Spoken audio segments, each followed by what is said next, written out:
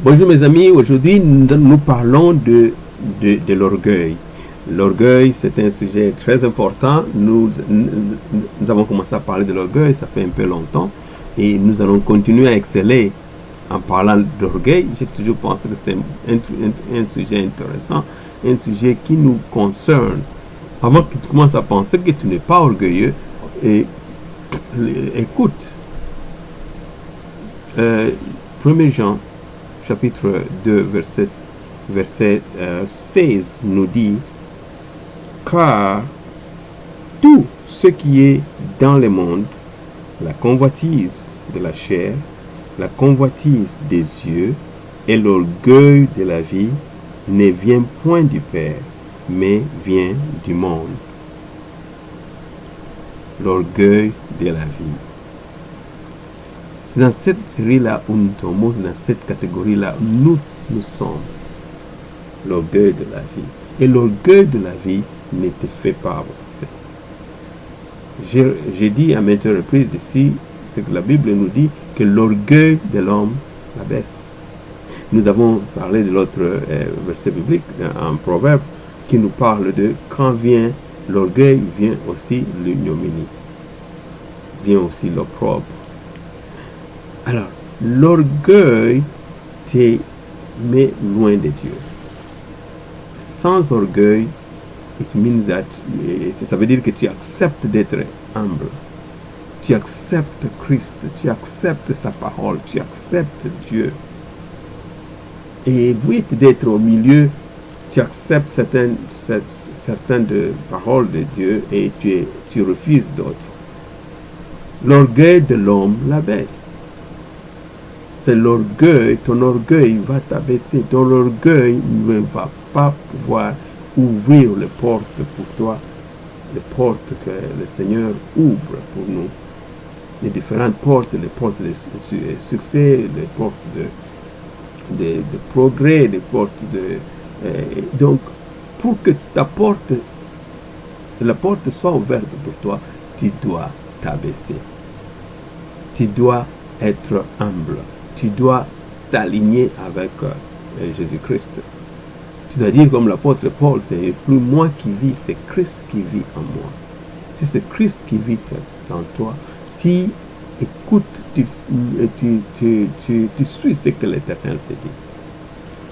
Alors aujourd'hui, j'amène ce verset biblique qui nous dit que c'est l'orgueil de la vie, ça ne vient point du Père. Ça ne vient pas de notre Père qui est aux cieux. Ça ne vient pas de Dieu, mais ça vient du monde. Fuyons l'orgueil. Réfléchissons chaque fois quand nous posons les actes. Et c'est sur l'orgueil, ou c'est ce que l'Éternel, c'est ce que Jésus pourrait faire. Si c'est ce que Jésus te dit de faire, eh bien, tu n'es pas orgueilleux. Donc, quand tu fais ce que Jésus ne te dit pas de faire, tu es orgueilleux. Alors, l'orgueil tombe dans cette catégorie-là. Alors, j'amène ce verset biblique aussi pour vous faire réfléchir.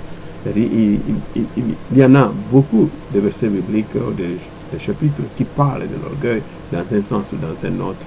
Jésus en a présenté la Bible entière du début à la fin. Il y a l'orgueil. Vous vous souvenez de la tombée, n'est-ce pas? La tombée du diable, c'était l'orgueil toujours, sans frais d'orgueil. Il voulait être au-dessus de Dieu.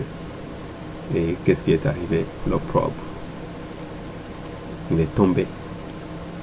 La Bible est tombée comme un éclair, et ainsi de suite. Il y a toujours, l'orgueil est tombé, ça va de pair. Fais attention. Tu vas être orgueilleux, avant que tu le saches, tu tombes. Il faut être humble.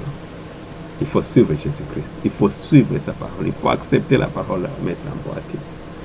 Et quand tu fais ça, tu rencontres la réussite dans tout ça. Le livre de Proverbes en parle à maintes reprises. Alors je vous exhorte, je vous encourage de vous examiner chaque fois. Parce que ça nous tente, ça nous vient, le diable nous pousse vers ce chemin-là. Par le diable, nous-mêmes nous poussons vers ce chemin-là. Nos corps nous poussent vers ce chemin pour être orgueilleux, se rebeller contre Dieu. Alors, je prie que le Seigneur que l'Esprit nous dirige et que nous puissions connaître ce qui est caché à nous et mettre ça en pratique. Vous vous souvenez de Philémon, n'est-ce pas? Philémon 1, verset 6, je pense, qui parle de que nous puissions connaître, quand nous arrivons à connaître ce que l'Éternel a mis à nous et nous mettons ça en pratique, eh bien, nous serons des hommes complets, des hommes qui connaissent la réalité et que nous allons vivre en sécurité tout le temps, parce que nous allons vivre selon la parole de Dieu. L'Éternel nous parle tout le temps, il veut que nous puissions le suivre. Pourquoi vous m'appelez Seigneur, Seigneur? Jésus dit, mais vous ne faites pas ce que je vous dis.